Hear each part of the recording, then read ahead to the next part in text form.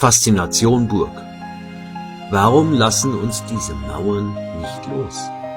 Meterdicke Mauern, vergessene Schlachten, verlorene Geheimnisse. Warum üben Burgen auch nach 1000 Jahren noch so eine magische Anziehungskraft auf uns aus?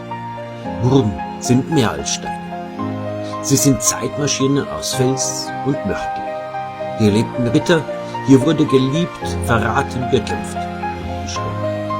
Jeder Riss im Mauerwerk erzählt von Belagerungen, Feuer, Geschichte und Macht. Und dann sind da die Mythen und Sagen. Geister in Türmen, verborgene Schätze, geheime Flucht. Warum sie uns heute noch fesseln?